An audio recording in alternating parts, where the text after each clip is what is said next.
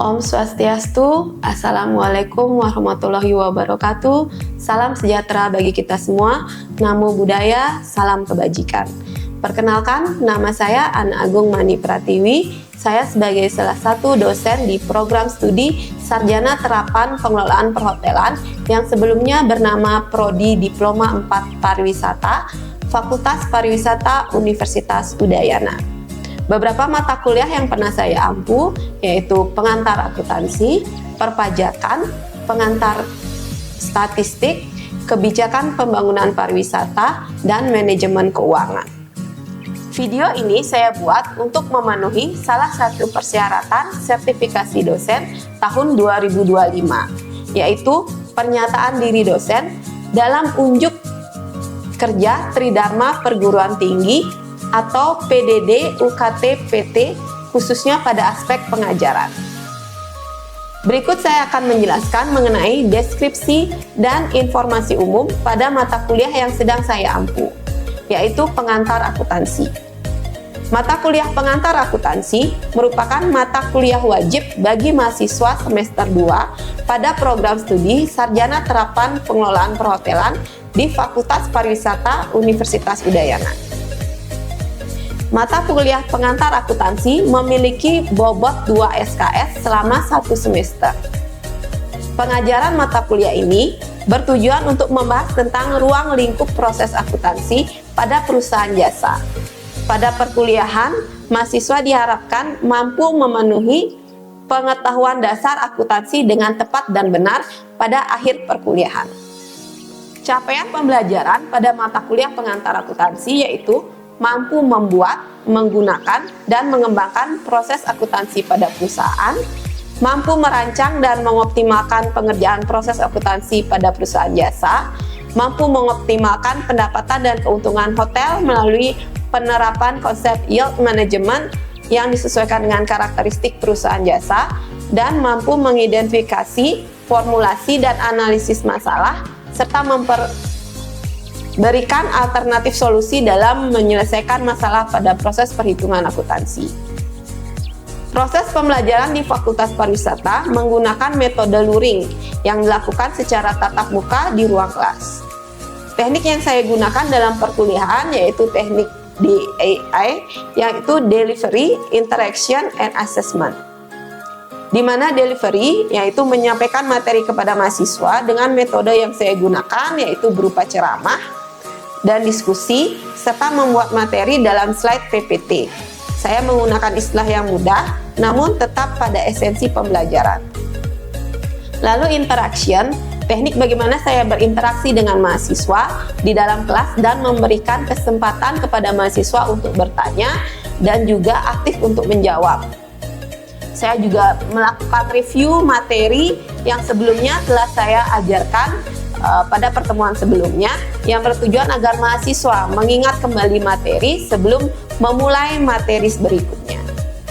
Lalu di mana assessment, yaitu bagaimana saya menilai kemampuan mahasiswa. Ada beberapa poin penilaian evaluasi pembelajaran, yaitu di mana absensi sebesar 10%, perilaku sebesar 10%, tugas 40%, UTS 20%, dan UAS 20%. Pembobotan hasil pembelajaran itu total sebesar 100%. Berikut merupakan cuplikan dalam proses pembelajaran yang saya lakukan secara tatap muka di kelas pada minggu ke-14. Selamat menyaksikan. Selamat siang semuanya. Ya, jadi hari ini kita akan melanjutkan ya mata kuliah pengantar akuntansi. Ya, jadi untuk melanjutkan materi minggu lalu. Oke, sebelum kita memulai perkuliahan hari ini, lebih baiknya kita berdoa terlebih dahulu ya. Berdoa sesuai kepercayaan masing-masing. Berdoa dimulai.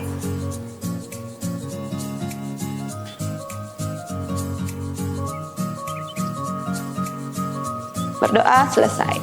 Ya, jadi sebelum kita memulai perkuliahan hari ini, Ibu ingin mereview sedikit ya materi minggu lalu ya yang sudah Ibu berikan kepada kalian. Nah, jadi hari ini kita akan membahas tentang laporan keuangan. Nah, tapi sebelumnya Ibu ingin tahu dulu. Jadi minggu lalu itu kita membuat neraca lajur ya.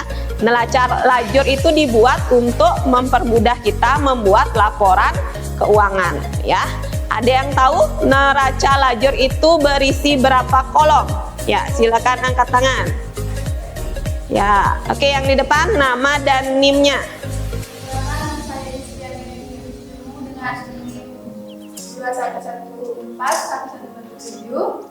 Jadi neraca lajur berisi 10 kolom. Ya, 10 kolom. Oke, ada yang tahu 10 kolom itu berisi apa saja? Jadi ada debit dan kreditnya ya. Satu kolom itu. Ya, silahkan. Ya, yang di belakang nama dan NIM.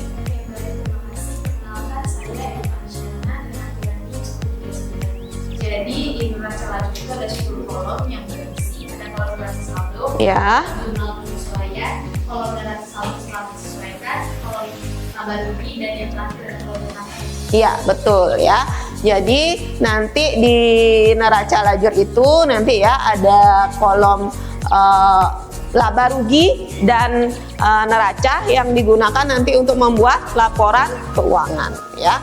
Jadi di sini dibahas dulu apa itu transaksi keuangan, yaitu suatu kejadian ekonomi atau kondisi yang secara langsung mempengaruhi posisi keuangan entitas atau secara langsung mempengaruhi hasil operasi entitas tersebut. Jadi dalam akuntansi itu pastinya terjadi transaksi ekonomi yang mengubah ya sisi neraca ya. Di sini persamaan akuntansinya aktiva sama dengan pasiva, di mana aktiva itu dia aset ya. Pasiva itu ada kewajiban dan modal. Selanjutnya, nah di sini laporan keuangan, ada neraca, laporan laba rugi, laporan perubahan modal, dan laporan arus kas. Tapi nanti laporan arus kas ini kita bahas di mata kuliah manajemen keuangan ya. Nah, apa itu neraca? Nah, di sini laporan yang sistematis tentang aktiva, hutang, serta modal dari suatu perusahaan ya pada saat tertentu ya. Tujuannya ini ingin menunjukkan posisi keuangan suatu perusahaan ya, di mana buku-buku ditutup dan ditentukan sisanya pada suatu akhir tahun fiskal, tahun kalender. Jadi neraca sering juga disebut dia sebagai balance sheet ya. Nah, aktiva di sini dia mencantumkan semua rekapitulasi data tentang hak-hak perusahaan. Ada aktiva lancar dan aktiva tetap. Nah, di sini Ibu ingin tahu, siapa yang tahu apa saja yang termasuk aktiva lancar? Ayo. Ya, silakan. Nama dan NIM-nya. Baik, perkenalkan saya Kade Pangarsawan dengan NIM 241141124. Ya. Yang termasuk aktiva lancar itu salah satunya ada kas, persediaan, surat-surat berharga, piutang, resel, perlengkapan, dan beban dibayar mengumpulkan. Ya, jadi kalau aktiva lancar itu dia perubahan ya. Untuk aktivanya itu sangat cepat ya. Seperti kas, piutang, persediaan, seperti itu dia termasuk aktiva lancar. Sekarang aktiva tetap. Ada aktiva tetap yang berwujud dan aktiva tetap tidak berwujud. Ada yang tahu aktiva tetap yang berwujud apa saja? Silakan.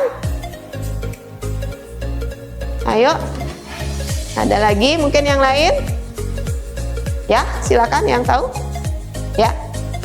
Nah, lanjut lagi apa? Ada yang termasuk aktiva tetap seperti tanah, bangunan, mesin-mesin, dan peralatan. Ya, jadi di sini aktiva tetap itu dia perubahan ya. Jadi kalau dijual pun itu lama ya. Jadi ada tanah, bangunan, kendaraan ya. Nah, dan di sini ada namanya aktiva tetap tidak berwujud ya. Ada yang tahu? Apa itu aktiva tetap tidak berwujud? Nah, dia tidak berwujud ya. Silakan. Nama dan NIM ya.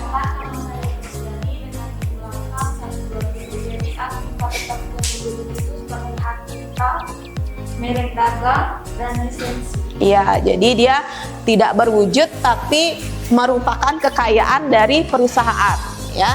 Jadi seperti lisensi, merek dagang ya, itu dimiliki oleh perusahaan ya dan sudah dilegalkan seperti itu. Jadi pihak lain tidak berhak memakai merek tersebut ya, seperti itu. Nah, sedangkan di sini Pasifa itu mencantumkan semua rekapitulasi data tentang kewajiban-kewajiban perusahaan dan sumber dana perusahaan. Itu terdiri dari hutang dan modal ya.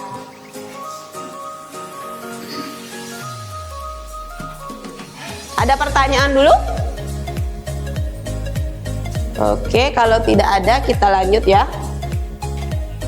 Nah, ini dia contoh neraca seperti yang Ibu jelaskan tadi ya. Ada aktiva lancar ya, ada aktiva tetap. Nah, di sini lalu ada hutang dan juga modal ya. Jadi sisi kiri dan sisi kanan nanti aktivanya sama dengan pasifa ya untuk totalnya. Nah, di sini ada laporan laba rugi.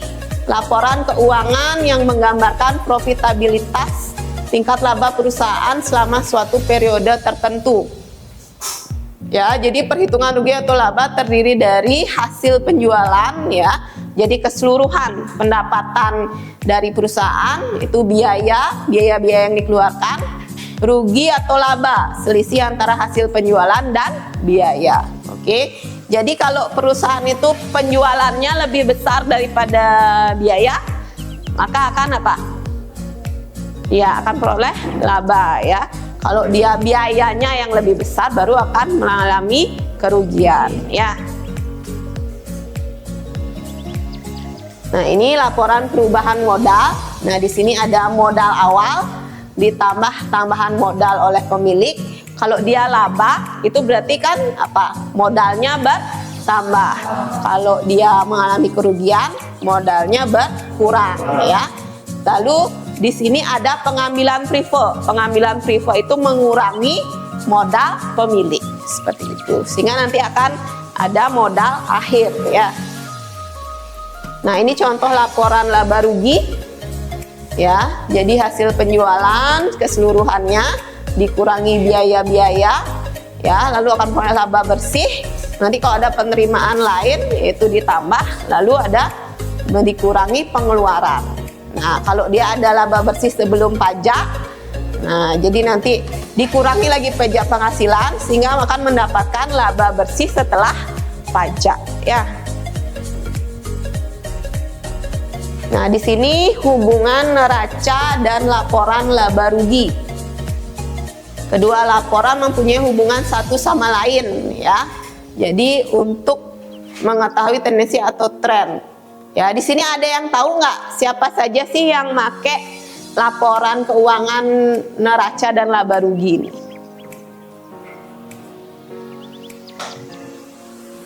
Kalau di perusahaan siapa yang make?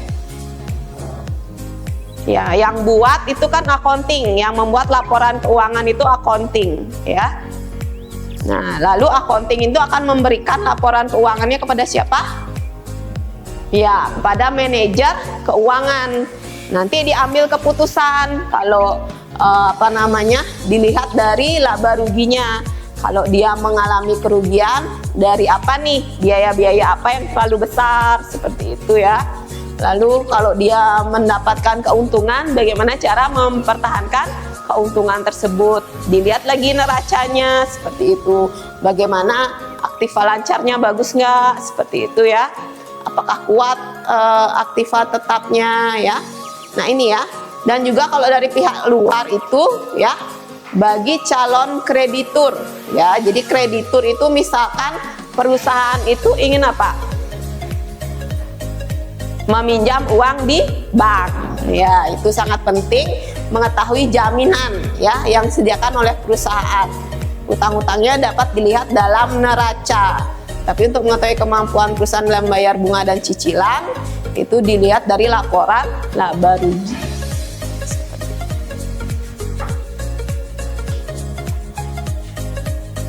Ya. Ada pertanyaan dulu sebelum kita akhiri? Silakan kalau ada yang bertanya. Mungkin untuk materi saat ujian. Ya, jadi untuk materi ujiannya ya nanti kalian buat dari jurnal penyesuaian ya. Setelah itu lanjut ke neraca lajur, baru setelah itu laporan keuangan ya. Jadi laporan keuangan yang kalian buat ada neraca ya, laporan laba rugi dan laporan perubahan modal ya.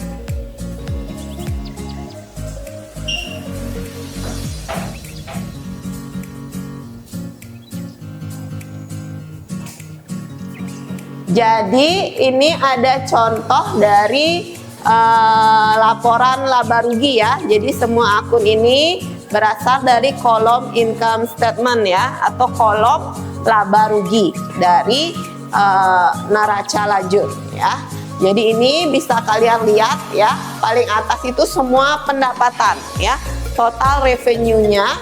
Lalu kalian kurangi di sini semua biaya-biaya ya. Jadi semua total pendapatan dikurangi semua total biaya, sehingga akan menghasilkan net income ya. Di sini kalian akan memperoleh, kalau dia pendapatannya lebih besar ya, jadi akan memperoleh laba ya. Selanjutnya, nah di sini ada laporan keuangan, apa ini? Modal. Jadi di sini laporan perubahan modal ya. Ya, jadi pertama berapa modal awalnya ya. Setelah itu dia kalau memperoleh keuntungan, dia akan apa? Menambah modal ya. Jadi di sini lalu ada 4.000 ini apa? Less withdrawals-nya ini berarti apa? Prefer. Kalau prefer berarti mengurangi modal ya. Nah, itu jadi sehingga akan memperoleh hasil sekian ya, setelah adanya pengurangan. Lanjut. Nah, ini untuk neracanya ya. Sebelah kiri itu ada aset ya. Jadi paling atas kalian buat apa? Aktiva lancar ya. Jadi setelah aktiva lancar baru kalian buat aktiva tetap ya. Jadi aktiva lancar dulu ada cash, ada piutang, ada persediaan ya. Setelah itu baru properti plan, itu kan berarti ada gedung ya, tanah, alat ya, seperti itu. Dan ingat ada akumulasi depreciation, itu mengurangi ya. Jadi ada pengurangan ya di akumulasi depreciation ini. Nah, setelah ini akan memperoleh total asetnya berapa. Setelah itu baru di hutang ya. Apakah hutang jangka pendek dan hutang jangka panjang. Dan setelah itu baru di modal. Nah, modal ini yang tadi kalian masukkan di laporan keuangan perubahan modal. Jadi modal akhir pemilik ya. Sehingga nanti akan kalian dapatkan sisi kiri sama dengan sisi kanan ya, seperti itu. Ada pertanyaan? Tidak ada? Sudah cukup? Ya, sudah siap nanti untuk ujian? Ya, oke. Kalau tidak ada, terima kasih ya untuk hari ini. Jadi sebelum kita akhiri kelas hari ini, lebih baik kita berdoa dulu ya. Berdoa sesuai dengan kepercayaan dan agama masing-masing. Berdoa mulai.